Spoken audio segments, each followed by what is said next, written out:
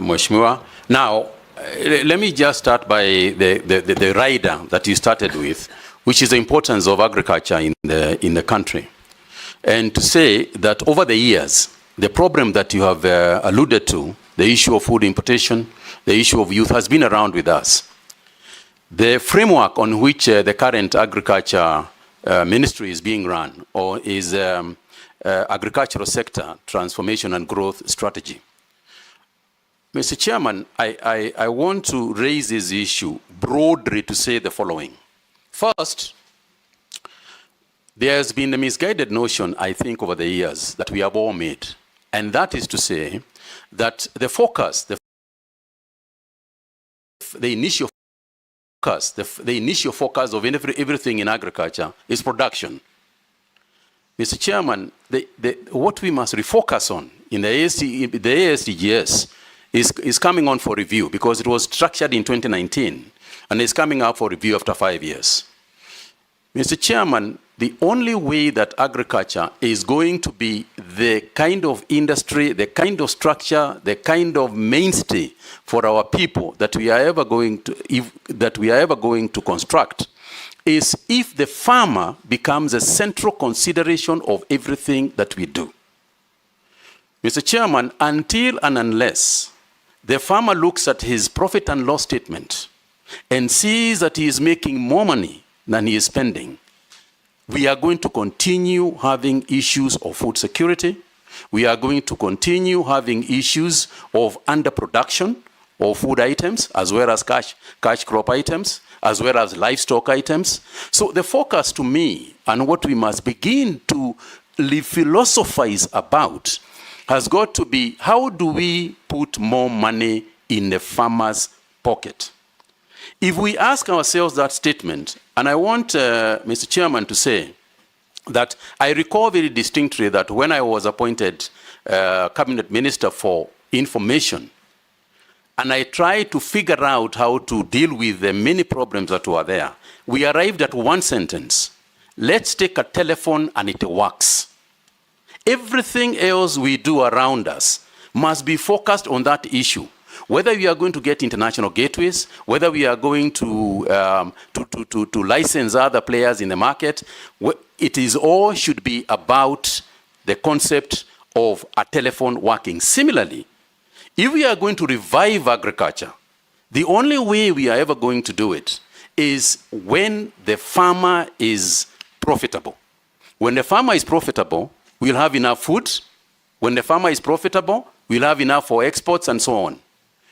But no matter how many papers we write, no matter how many debates we have, no matter how much discussion we are going to have, unless and until the farmer looks at his balance sheet and says that income equals price times quantity, we are not going to succeed. So for me, therefore, when we look at the sphere, when we look at the entire agricultural space, then things that we do should go to that. You talked about the youth.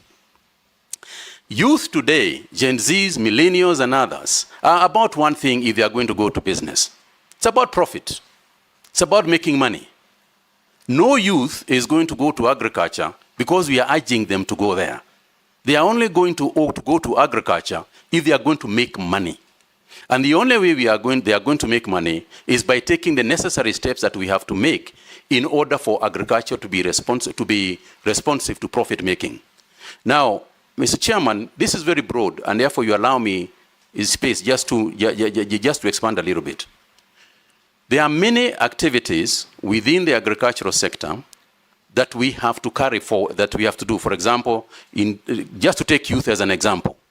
In order for us to attract the youth into agriculture, youth have no land to grow food on. A lot of the young people don't have land. So we have to think broadly about how can we afford them land. First, there is a lot of land, ADC and other organizations, private sector, land that is lying idle, that is not being used, that we can lease to these people. Now, in order for us to lease land to these people, we have got to make sure that the land, that the use of the land that they are getting is going to be profitable to them. Because that's why, in the first place, they are going to go for that idea. How are you going to do that? Our research organizations must ensure that we have done proper soil analysis. Our seed people must have the correct seeds so that people can plant seeds that germinate, seeds that produce the correct product. We have got to plant the right crops in the right places so that they can grow en masse and produce more per acre.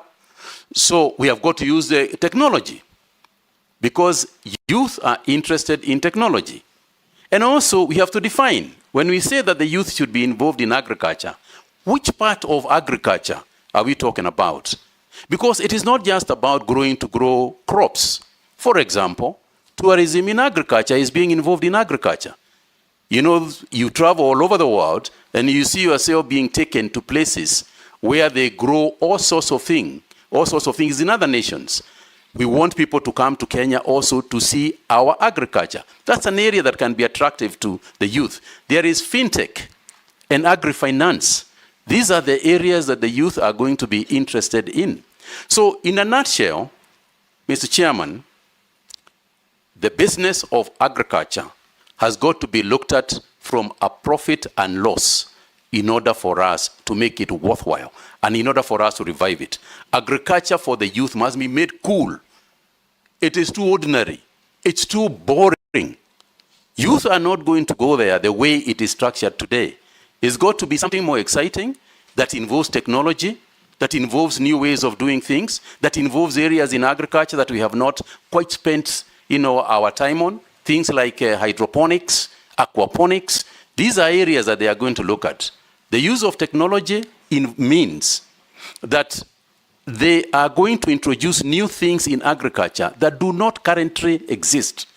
What does that mean, therefore? It means that the training that we are going to engage in, working together with the ministries of education, we have to look at the training that we are giving the agricultural sector, the agricultural students. What are we training them in? The future of agriculture is going to be in technology.